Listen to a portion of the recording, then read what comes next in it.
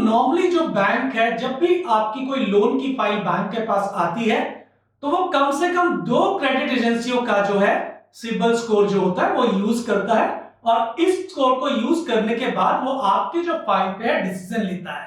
लेकिन यहाँ हम सिर्फ जो है सिबिल की बात करेंगे। तो चलिए हम बात करते हैं उन फैक्टर्स की जो आपके सिबिल स्कोर को इन्फ्लुएंस करते हैं। तो चलिए, जो पहला फैक्टर है जो इन्फ्लुएंस करता है वो है आपकी क्रेडिट इंक्वायरी।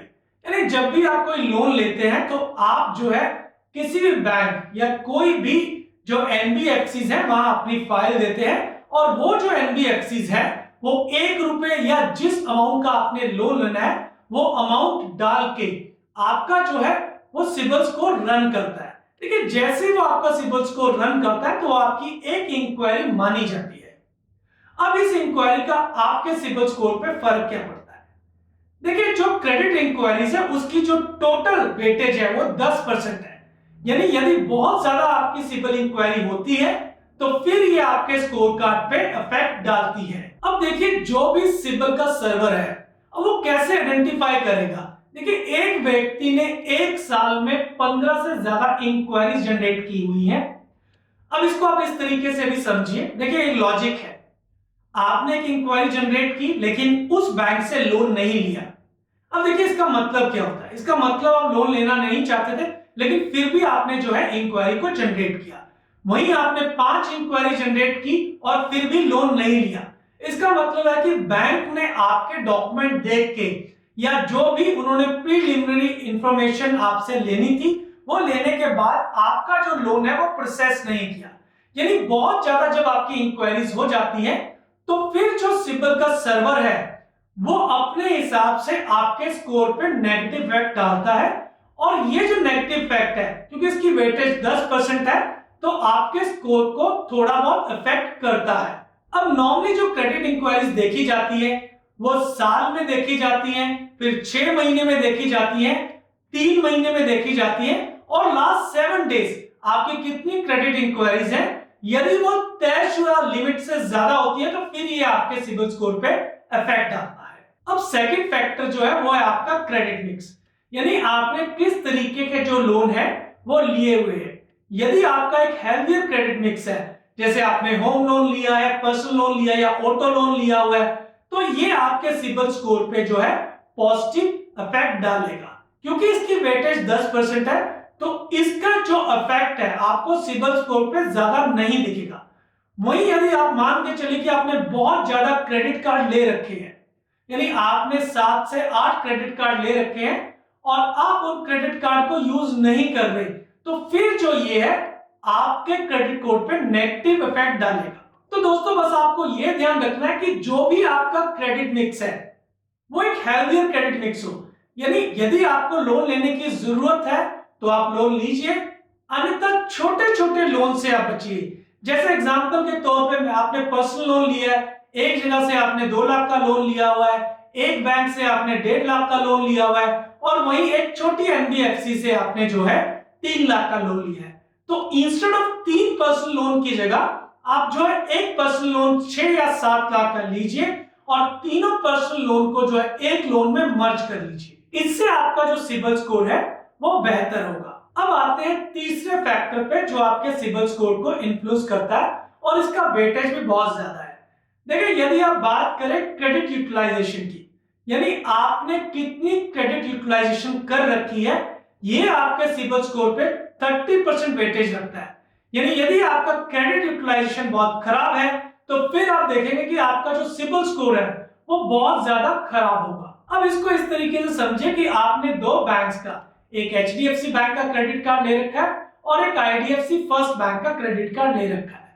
आपने जो पहला एचडीएफसी बैंक का क्रेडिट कार्ड ले रखा है उसकी लिमिट 60,000 है, और वहीं जहां आईडीएफसी फर्स्ट बैंक का आपने क्रेडिट कार्ड ले रखा है उसकी लिमिट 1 लाख है। आप महीने में तकरीबन दोनों क्रेडिट कार्ड को पूरा का पूरा यूज कर रहे हैं, यानी एचडीएफसी को भी आप 60,000 तक आप पूरा यूज कर रहे हैं और वहीं आईडीएफसी बैंक को भी आप 1 लाख पूरा यूज कर रहे हैं। यानी आपकी जो क्रेडिट यूटिलाइजेशन लिमिट है वो तकरीबन 100% है। देखिए, यदि आपकी क्रेडिट यूटिलाइजेशन लिमिट 60 to 70% से ऊपर जाती है तो ये आपके जो सिबिल स्कोर पे नेगेटिव इफेक्ट डालता है। तो दोस्तों कोशिश कीजिए कि जो आपकी क्रेडिट यूटिलाइजेशन लिमिट है वो 60 टू 70% है। यदि आपका एचडीएफसी का क्रेडिट कार्ड है, उसकी 60,000 की लिमिट है, तो आप उसे 40,000 तक ही खर्च कीजिए। वहीं यदि आपका आईडीएफसी फर्स्ट बैंक का क्रेडिट कार्ड जिसकी 1 लाख रुपए लिमिट है, उसको आप 60 से 65,000 रुपए तक ही खर्च कीजिए। इसमें एक और बात बहुत इंपॉर्टेंट है कि जो सिबिल का जो सर्वर है वो ऐसा नहीं है कि महीने में एक बार ही आपकी क्रेडिट यूटिलाइजेशन देखता है, ये over the period of time यानी पिछले 1 साल में आपकी क्रेडिट यूटिलाइजेशन का ट्रेंड क्या है वो भी देखता है। यानी आप जनवरी से लेकर दिसंबर या अप्रैल से लेकर मार्च तक किस तरीके से अपने क्रेडिट कार्ड की जो यूटिलाइजेशन है वो ले रहे हैं, उस सभी को देखते हुए ये आपके सिबिल स्कोर पे इफेक्ट डालता है। इसमें एक और बात आपको ध्यान रखनी है कि कई बार हो जाता है कि आपकी जो क्रेडिट यूटिलाइजेशन लिमिट है वो आपकी पूरी की पूरी खर्च करनी पड़े, और हो सकता है कि साल में यदि एक बार है तो इसमें कोई दिक्कत नहीं, ये आपकी जो है सिबिल स्कोर पे एडवर्स इफेक्ट नहीं डालेगा। पर वहीं यदि एक रेगुलर प्रैक्टिस है यानी 12 महीने में आप 8 से 9 महीने जो है अपनी क्रेडिट यूटिलाइजेशन को मोर देन 60% यूज कर रहे हैं, तो फिर आपके जो क्रेडिट स्कोर पे ये दिक्कत डालेगा। तो दोस्तों मेरी एडवाइस सिर्फ इतनी है कि आप अपनी जो क्रेडिट यूटिलाइजेशन लिमिट को यदि कम करना चाहते हैं और यदि आपका जो खर्चा है वो नॉर्मल है, तो आप अपने क्रेडिट कार्ड की जो लिमिट है उसको बैंक से बढ़वा सकते हैं। यानी यदि आपने क्रेडिट कार्ड की लिमिट को बढ़ा दिया, एचडीएफसी की 60,000 से 1 लाख रुपए कर दी और आईडीएफसी बैंक की 1 लाख से आपने 1.5 लाख रुपए लिमिट कर दी, तो फिर ऑटोमेटिकली आपकी जो क्रेडिट यूटिलाइजेशन लिमिट वो कम हो जाएगी और आपका सिबिल स्कोर बेहतर होगा। इसमें एक और चीज है जो आपको ध्यान रखनी है कि कई बार क्या होता है कि आप जो पैसा खर्च करते हैं क्रेडिट कार्ड में, आप क्या करते हैं ड्यू डेट में जो मिनिमम अमाउंट ड्यू है वो भर देते हैं और बाकी का जो पैसा है यानी आप मैक्सिमम क्रेडिट डेज को अवेल करते हैं। देखिए यदि ये आपकी रेगुलर प्रैक्टिस है तो ये आपके सिबिल स्कोर पे नेगेटिव इंप्रेशन डालेगा। देखिए साल में 1 या 2 बार आप इसको कर सकते हैं, लेकिन यदि आप रेगुलरली इस प्रैक्टिस को फॉलो कर रहे हैं तो ये आपके क्रेडिट कार्ड पे नेगेटिव इफेक्ट डालेगा। अब हम बात करते हैं अपने चौथे फैक्टर पे जो बहुत ज्यादा इंपॉर्टेंट है, यानी आपकी जो पेमेंट हिस्ट्री है। देखिए यदि आपकी पेमेंट हिस्ट्री बहुत साफ सुथरी है और उसमें कोई भी ईएमआई बाउंस नहीं है तो आपका जो सिबिल स्कोर है बहुत बेहतर होगा। वहीं यदि आपकी जो पेमेंट हिस्ट्री है उसमें दिक्कत है, यदि आपके कोई पास में कोई ईएमआई बाउंस हुई है या आपका कोई लोन सेटल हुआ है, तो उस केस में ये आपके सिबिल स्कोर पे नेगेटिव इफेक्ट डालेगा, क्योंकि इसका जो ओवरऑल वेटेज है वो 35% है। यानी सबसे ज्यादा वेटेज जो है इसी फैक्टर का है, और यदि ये फैक्टर आपका ठीक नहीं है तो फिर आप अपना जो सिबिल स्कोर है वो खराब होता देखेंगे। तो चलिए इस फैक्टर को थोड़ा डीपली समझते हैं कि किस तरीके से जो सिबिल है यानी जो आपका सर्वर है वो इन चीजों को कैलकुलेट करता है, स्कोर में कन्वर्ट करता है। देखिए सबसे पहले हम समझते हैं, एग्जांपल लेते हैं कि आपने एक पर्सनल लोन लिया 5 लाख रुपए का और 5 साल के लिए आपने वो लोन करवाया। देखिए सर्वर जो सिबिल का सर्वर है वो ये देखेगा कि आपने जो 60 ईएमआई यानी अगर आपने 5 साल का लोन लिया है तो कम से कम 60 बार जो है आपको इसकी ईएमआई जो है वो भरनी है। तो इन 60 बार में यानी जो अकरेंस ऑफ इवेंट हो गया 60 टाइम, उसमें कितनी बार आपकी जो ईएमआई है बाउंस है। देखिए यदि 1 या 2 बार आपकी ईएमआई बाउंस है तो फिर कोई दिक्कत नहीं, आपके सिबिल स्कोर में ज्यादा नेगेटिव इफेक्ट नहीं डालेगा। लेकिन यदि कंटिन्यूअसली यानी एक पैटर्न दिखाई दे रहा है कि कहीं कहीं आपकी 3 बार कंटिन्यूअसली ईएमआई बाउंस है और टोटल 60 टाइम्स में से आप 15 टू 18 टाइम्स आपकी ईएमआई बाउंस है या डिलेड है, तो फिर जो है ये आपके सिबिल पे नेगेटिव इफेक्ट डालेगा। दोस्तों एक और चीज जो आपको ध्यान में रखनी है और वो है अमाउंट ऑफ ईएमआई। देखिए नॉर्मली लोगों के माइंड में कंफ्यूजन रहता है कि एक छोटी सी ईएमआई बाउंस हो गई तो उसका ज्यादा फर्क नहीं पड़ता, लेकिन यहाँ पे उल्टा है।